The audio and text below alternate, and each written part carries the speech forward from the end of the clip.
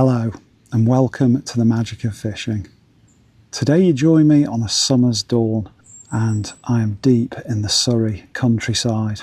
I'm sat beside an ancient estate lake along with a series of waters that run down this heavily wooded valley. It's thought to have been around since medieval times, and for centuries it was used as a fish stock pond to feed the locals. In Victorian times it was remodelled and reimagined as part of the pleasure grounds of the Cutt Mill estate, and some locals still know this beautiful lake as Cutt Mill.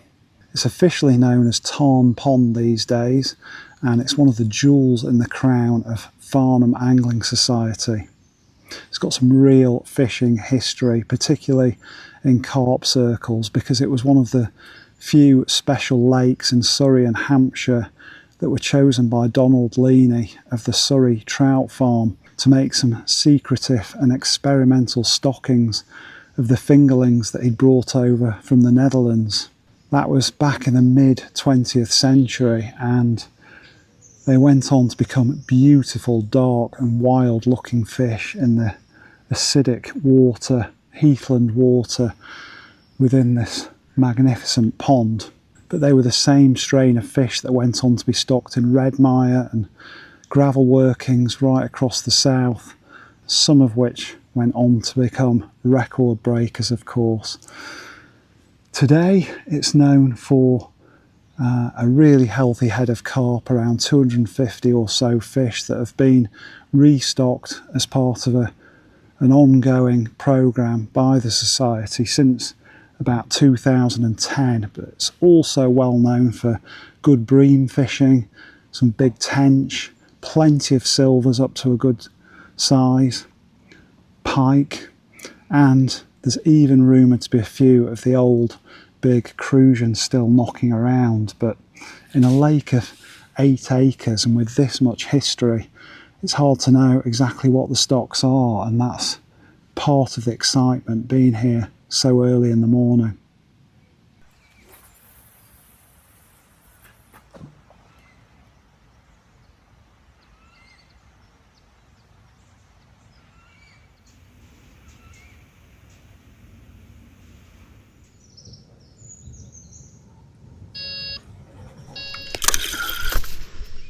Yes, I think it's a tiddler. It's a fish. Nice to see that bobbing. Pull up. Certainly not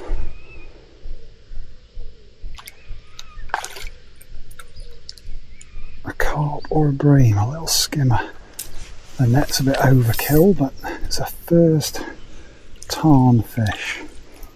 Well folks, that is a feisty hybrid, a roach bream cross, and if I go onto the lighter float gear later, fish like that would be really welcome. But that's my first tarn fish and I'm really pleased with that. Back he goes. The water is like the proverbial bath water, really warm, but it's still early, only 5:30, so let's get the rod back out.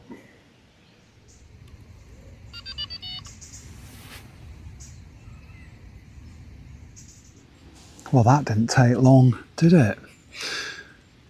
After getting the fish back, I've rebaited the rod and cast back out, and in that time the first rays of the sun are just starting to touch the trees on the far bank, and the mist is still rolling off the lake's surface as it has been since I got here at first light. The bats were still flying and the owls still calling at that point, and I've baited both rods with a buoyant pellet, and that's tipped off with a piece of corn. But I'm feeding these little PVA bags of 4 and 6 mil pellet, and I'm nicking those on the hook. The reason being that this is a really silty lake. You know, it's been surrounded by these ancient woodlands for, well, since it was created, since men dammed the valley. So there's a really deep layer of silt throughout much of the lake. It's about 4 foot average depth, I believe, down to about 5 foot on the dam end, which is where I'm fishing. And then it shallows up to some lovely looking bays and weedier areas up to about 3 foot, I think, at the top end. And that is the end where the bank runs along Tarn Pond. And Warren is somewhere that I've fished before and caught some nice bream and carp. Fished there with mates, including Andy from Sheffield and Nelly. Had some great days there, but this place I've only fished once in the winter. Really hard day, I actually blanked. Nelly managed 1 bream, saved us both from the blank, but really exciting to be here in summer and finally get to experience it and fish it. I've seen the odd carp crash out, but no real signs of rolling fish, bream, tench, no real patches of bubbles. So I've just opted to fish the deeper water down towards the dam because it's going to be, you guessed it, another scorcher. There was some rare cool air this morning as I arrived in the dark, but it's set to reach into the high 20s again this afternoon, and I've really had to adapt my fishing in recent weeks and months. You may have caught my really exciting catfish adventure at a local club lake. That was really intense heat into the mid and even upper 30s that week. But catfish are one of the species that are known to tolerate and feed in that kind of heat, and I got my first few Wells catfish on the bank. Those moggies were magnificent. And then more recently I've done a bit of sea fishing with my mate Rory. Really enjoyed that night on a Sussex beach. Really atmospheric and memorable. And this week I thought I need to really target species that don't mind a bit of heat. It's not quite as intense as it has been, but carp, bream, tench, well known to tolerate the warmer temperatures that we're starting to see in our summers. And I thought getting here early might give me a chance of getting amongst some of those slabs or even a carp using these specie style tactics, couple of rods, Avon style, 1.25 pound test curve and this pellet feed. So we'll give the pellet and lead approach a good 3 or 4 hours until that sun gets much higher, and then we might need to adapt a bit, but that's what fishing's all about when we're getting extreme weather like this, being open-minded and flexible. Ooh.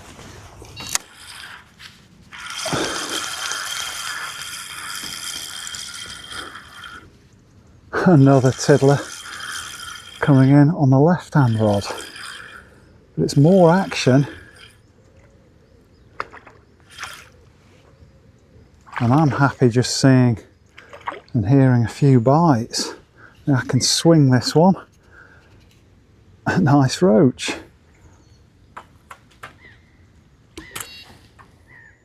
Okay, so he's not quite what we're after on the pellet rods, but Trevor, the fisheries manager with Farnham, said there were a few nice roach in here, and if I can get these going on the waggler and caster later on, I'll be more than happy. Back he goes. But while it is still early, I do want to keep trying on the pellet, and hopefully we can find some of the good bream. I was lucky enough to be down on the Hampshire Avon for a few days with my mate Andy from Sheffield, one of my old fishing partners in crime, and we started off with a visit to see Tony Timms on the Royalty fishery. Caught up with him and Nigel, and Tony was good enough to show Andy around the amazing museum that he's created at the Royalty. And after that we went down to the famous bridge pool in Christchurch and made a return to fish off the pond 2 years after we were first there. And if you followed the magic of fishing for the last 2 or 3 years, you'll know what a special first trip we had there 2 years ago. I caught my PB perch of knocking on £4, with countless sea trout between us, and it's a really special place to fish.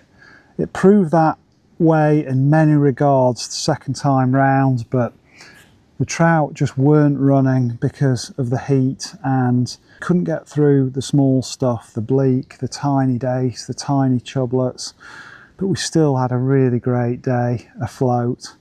And then I took him up to a private stretch of the river and we had a really great couple of days. It was hot, but we were wading, we were stalking chub, watching them through the crystal clear water, enjoying the fantastic scenery and countryside. Andy landed some lovely chub on the float and managed his first ever river barbel, which is a special event for any angler. And then after he had to go back up to Yorkshire, I stayed down there, and on the last day made another return to the bridge pool, this time with Andy Cray. He's a follower of the channel and a lucky competition winner where you had to name your favourite moment from the channel so far, and Andy was picked at random. Lovely bloke based in Kent. We met up in Christchurch and had another unforgettable day on the pond. Again, red hot, the trout weren't running, but we did manage to bag him a new personal best perch, £3 9 ounce. And I'll take you back to those really magical moments when he managed to catch it on a small live bait on a centre pin outfit that we'd got ready for such a opportunity. And then you can join me back here on the estate lake.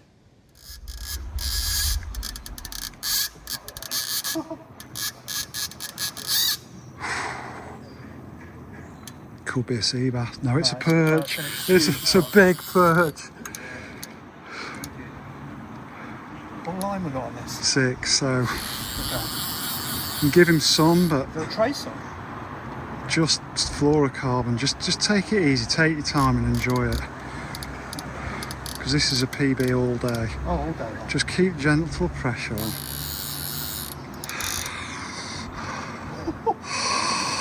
Oh my god. Wow, prehistoric, aren't they? This is Andy's prize, real prize. The day on the pond, but a new PB, £3 9 ounce whopper of a perch on the pin as well.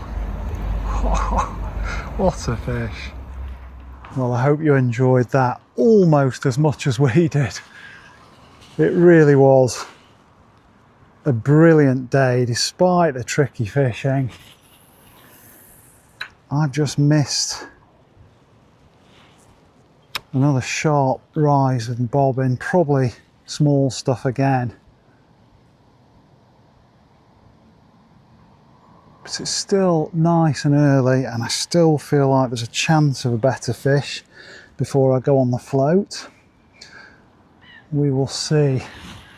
Any fish during this heat wave are more than welcome.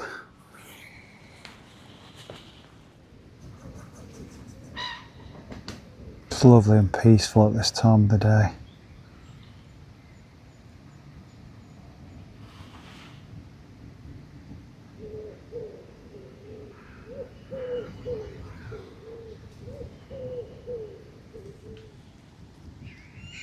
just starting to formulate a plan for later in the morning.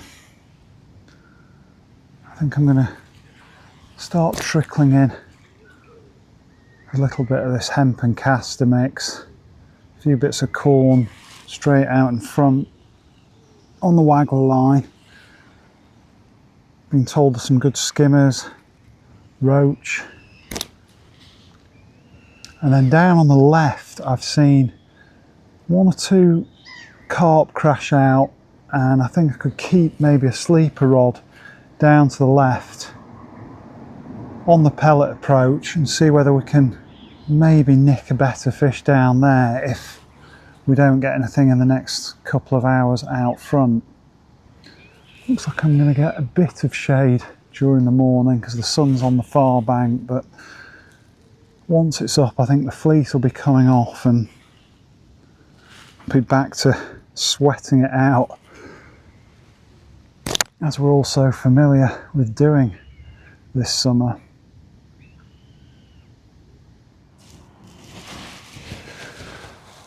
That's the rods recast on the PVA bags and straight lead, and of course the idea of the PVA is that it just helps parachute that rig down onto the thick silt, and hopefully you're not going to plug that lead deep in. Even if it does go in the silt a little bit, I'm fishing with about a 10 or 12 inch hook length, which should just allow me to keep that buoyant bait with a little parcel of pellets on the lake bed and above that silt. Seems to be working so far in terms of the smaller fish anyway, which is always encouraging. Just be nice if one or two bigger fish showed up before that sun gets too high. Ooh, there's an instant bite. And another missed one. I suspect there are a lot of hungry silvers out there, and maybe I should be on a bigger bait, a wafter or a big boilie, but first time fishing the venue, I'm happy getting some action early on.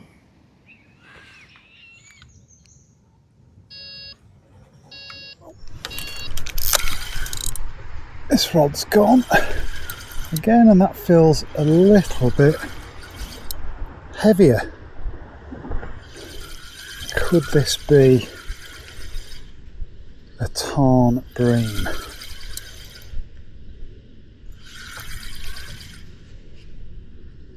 Bobbin just pulled up tight.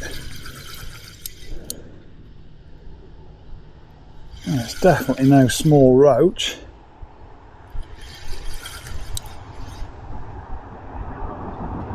Just start to nod, and I think we've got our first slab. A bit more like it on the pellets.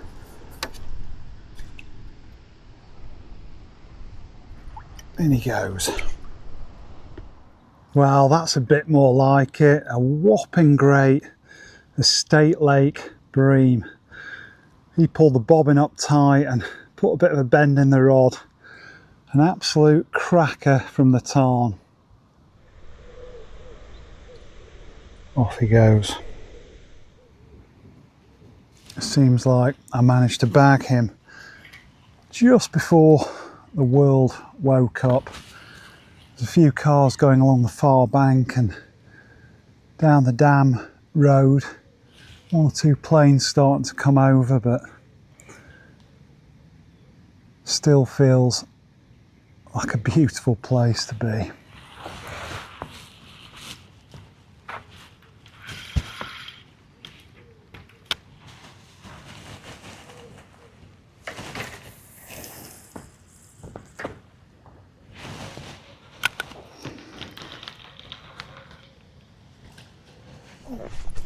Right, Emerald's gone again.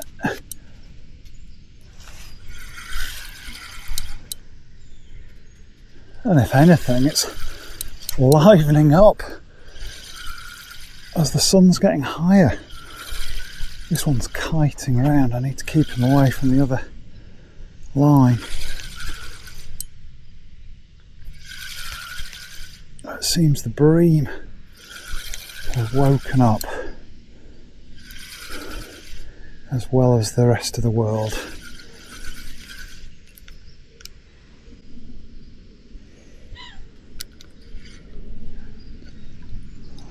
Oh, another deep-bodied bronze bream.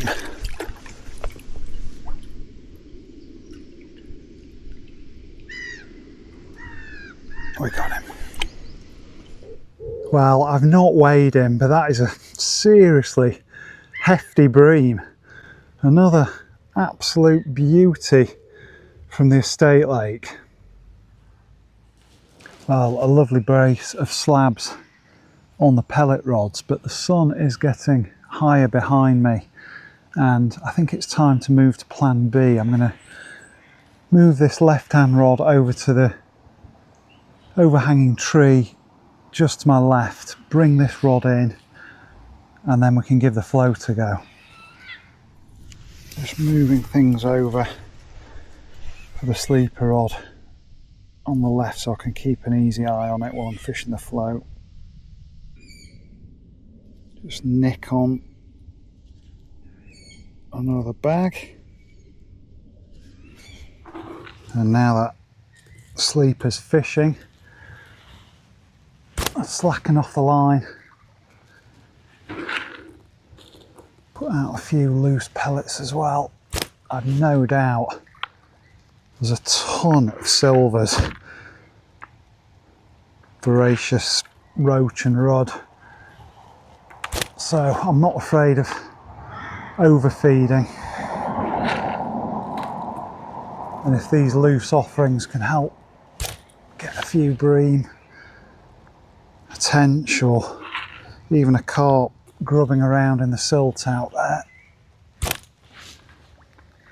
might give me a chance for another better fish while I'm enjoying some sport on the waggler.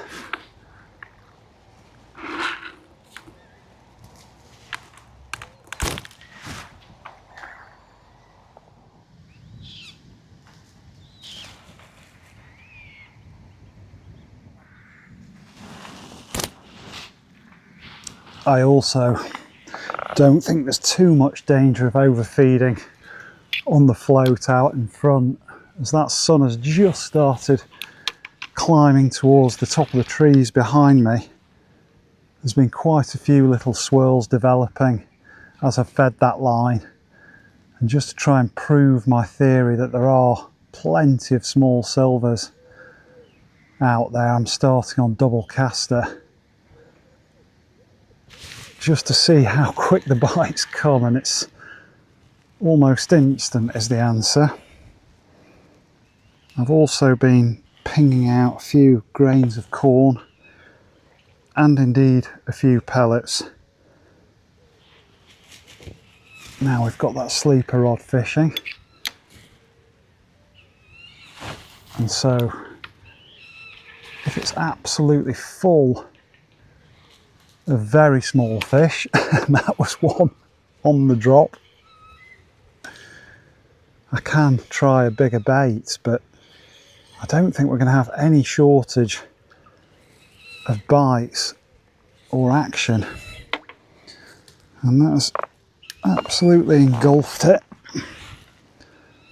That's a third species of the day, a beautiful little red-finned rudd. Although I wouldn't mind catching a few of those rudd as the heat starts to build. I have just been having a nice chat with one of the bailiffs here, and he was getting my juices going. He was telling me there are still some big tension here, some good perch, and some really nice carp that are growing very well in this old lake. And while he was talking to me, a few bubbles started pricking the surface over this waggler line where I fed the pellet and the hemp, kept the caster going in, definite fizzing going on. So whether it was just skimmers or maybe bigger bream, I don't yet know, but I've gone onto the corn and I'm prepared to sit it out a little bit longer, even though I know I could be getting almost a fish every put in on the caster, and something just nicked my corn then.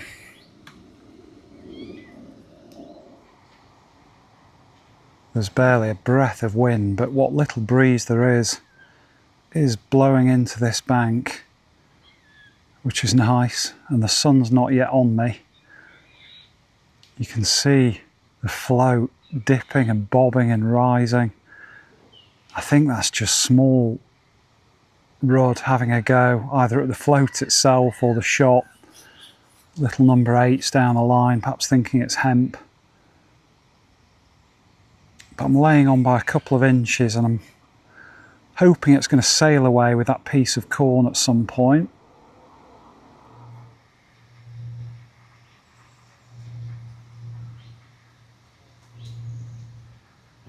Lovely grebe. Unfortunately hunting over my sleeper rod. Perhaps keeping the smaller fish away.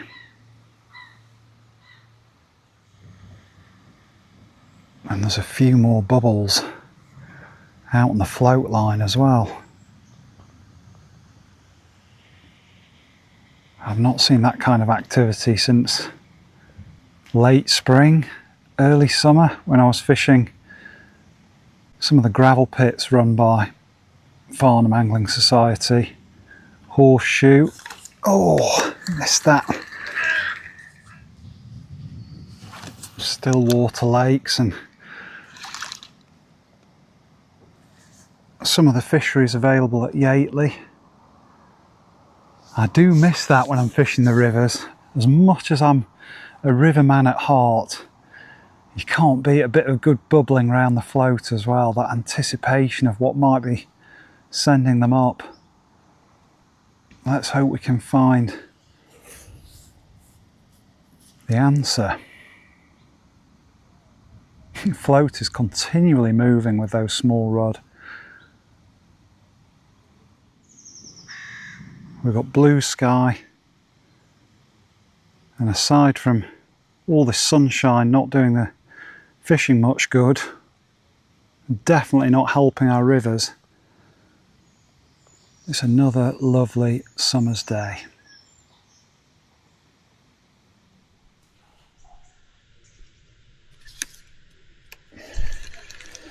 Well, fast forward by an hour, folks, and there is no end of these tiny, beautiful rudd and roach. I must have had 40 fish in the last hour. It's one a cast, but whether I'm fishing corn, hard pellet or caster, they are getting to it, and I'm continuing to feed in the hope that with this nice ripple coming onto the lake and some cloud cover at times, we might get a few better fish coming along. It's hard to say whether there's still any fizzing or not because of this ripple, but it is blowing into my bank. Sleeper rod's being quiet, but I'm thinking if it continues like this, I might have to go back onto the 2 Speci-Star rods.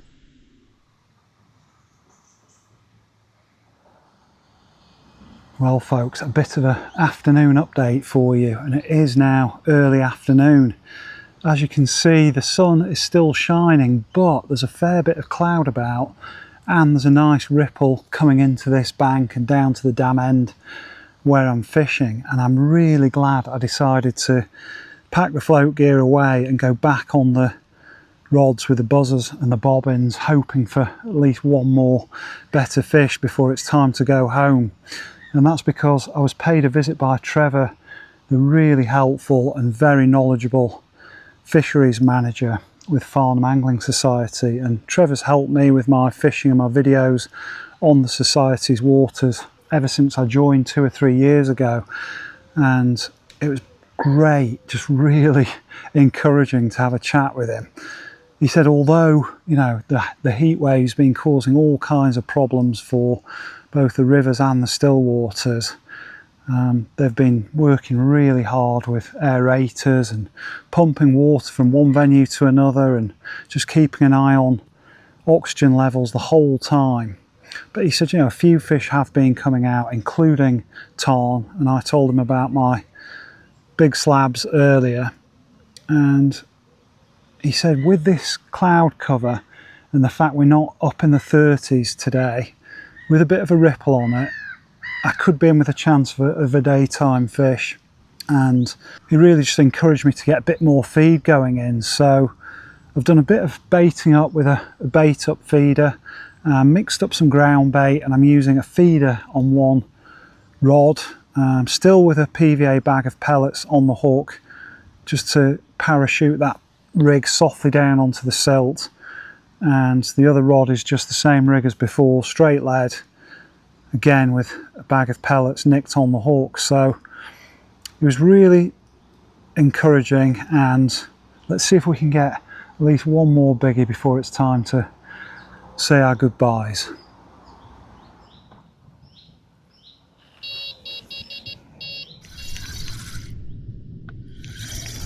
Well, that shot up again, but another modest fish by the feel of it. Oh, another nice roach though. I'll take that. Okay, so I'm a bit overgunned to enjoy a scrap off this little beauty, but that's a quality roach, and just goes to show you never know what's coming next at Tarn. It's getting hotter, folks, and the cloud cover certainly isn't perfect. Even if this ripple blowing down towards the dam end has felt fantastic at times. Not had any more action since that nice roach, and I just wish I could have been catching fish like that on the float earlier. I'm going to give it a bit longer to see whether I can manage one more before home time.